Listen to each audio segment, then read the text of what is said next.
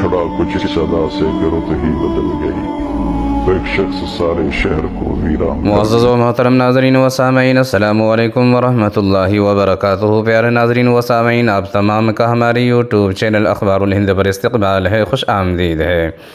پیارے ناظرین و سامعین، جیسا کہ ویڈیو میں دیکھ سکتے ہیں کہ حضرت مولانا طارق جمیل صاحب اپنے صاحبزادے عاصم جمیل کے جنازے میں جنازے گاہ میں شریف فرما ہے اور لوگوں سے ہوئے گفتگو ہے۔ اسی طرح سے دوسری ویڈیو میں آپ دیکھ سکتے ہیں کہ حضرت مولانا طارق جمیل صاحب اپنے صاحبزادے کے نماز جنازہ کو ادا فرما رہے ہیں۔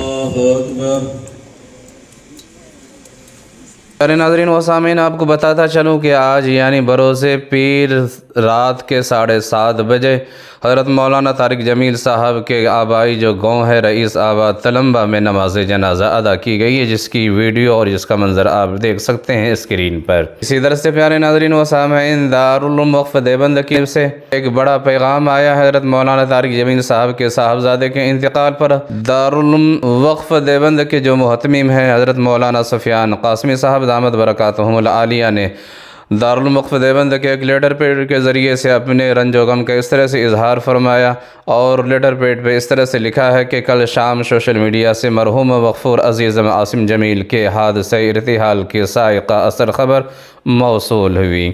انا للہ و انا الیہ راجعون۔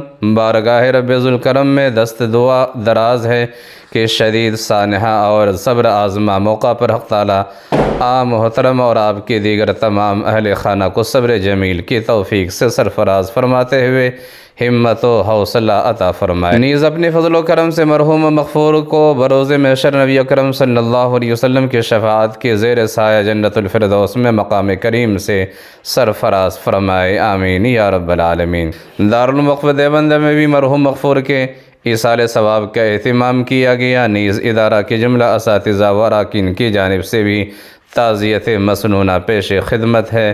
فصبر جمیل واللہ المستعان۔ محمد سفیان قاسمی، محتمم دارالعلوم وقف دیوبند۔ تو پیارے ناظرین و سامعین، آپ تمام سے بھی گزارش ہے کہ حضرت والا کے صاحبزادے کے حق میں ایصال ثواب فرمائے، مغفرت کی دعا فرمائے کہ اللہ تبارک و تعالی حضرت کے صاحبزادے کو جنت الفردوس میں اعلیٰ مقام عطا فرمائے۔